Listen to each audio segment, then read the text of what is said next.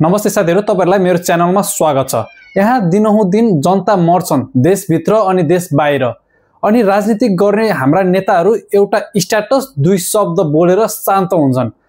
मेरो देश नेपाल, यहाँ राजनीति गर्ने पार्टी कसरी ठुलो बनाउने भन्ने सोच्छन्, तर जनता कसरी खुसी बनाउने भनेर सोच्दैनन्। साथीहरु, भारतको कलेजमा पढाउने शिक्षकले तेरो देशको जीडीपी भन्दा मेरो कलेजको बजेट ठुलो छ भन्दा पनि चुप बस्ने मेरा राजनीतिक दलका नेताहरू स्वाभिमान हाम्रो कहाँ पुर्याएर छोडे।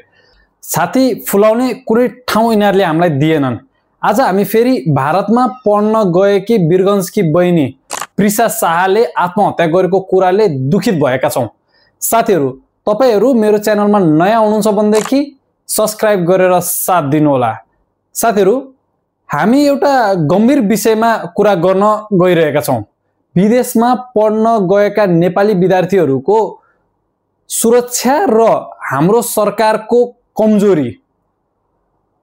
हालैसम्म भारतको भुवनेश्वर स्थित केआईआईटी को विश्वविद्यालयमा दुई नेपाली विद्यार्थीहरूको मृत्युको खबर हामीहरूले झस्काएको छ। पहिलो घटना 2025 को फेब्रुअरीमा भयो भने जसमा 20 वर्षीय प्रकृति लम्सालले आत्महत्या गरेकी थिइन्।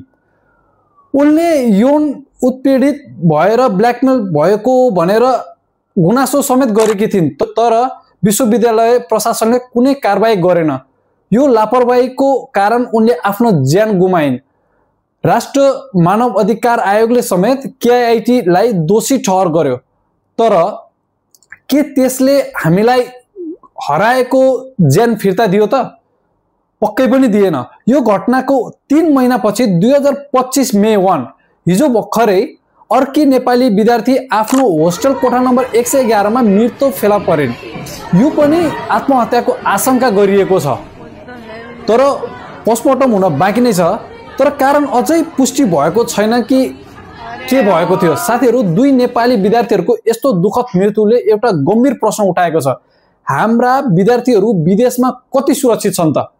नेपालमा गुणस्तरीय शिक्षा र रोजगारको अवसर नहुँदा हरेक वर्ष हजारौं युवाहरू पढ्न बाध्य भएका छन् विदेश गएर, तर सरकारले उनीहरूको सुरक्षाको जिम्मा किन लिँदैन? विदेशमा नेपाली दूतावासहरूले यस्तो घटना किन चुपचाप बस्छ, हेरेर बस्छ? उनीहरूले केही कदम चाल्नुपर्ने हैन? हाम्रा विद्यार्थीहरूको जीवनको मूल्य कति सस्तो छ? हामी नेपाली यति सस्ता छौं, भोट दिन मात्र काम आउने हो? यी दुई घटनाले हामीलाई सोच्न बाध्य बनाउँछ कि हाम्रो सरकारले शिक्षा र रोजगारमा लगानी गरेर युवाहरूलाई स्वदेशमै अवसर दिए किन विदेश जानु पर्थ्यो र भन्ने हामीलाई सोच्न बाध्य बनाइरहेको छ। र विदेश गएर पनि उनीहरूको सुरक्षा सुनिश्चित गर्न किन कुनै ठोस नीति छैन हाम्रो सरकारसँग? पढेर स्वदेशमै के गर्छु भनेर सपना बोकेर गएका युवाहरूले ज्यान गुमाउनु परिरहेको छ। अब उनीहरूको लागि हामीले आवाज नउठाउने? अब आवाज उठाउनु पर्छ। हिजो प्रकृति लम्साल, अहिले प्रिसा शाह। अझै कति सहने हामीले?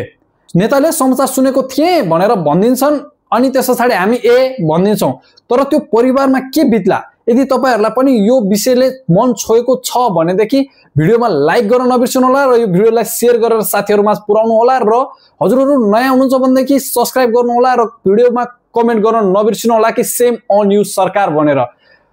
यस्तै भिडियोहरुको लागि म आउने नै छु। आजको लागि यति नै। जय नेपाल, जय देश।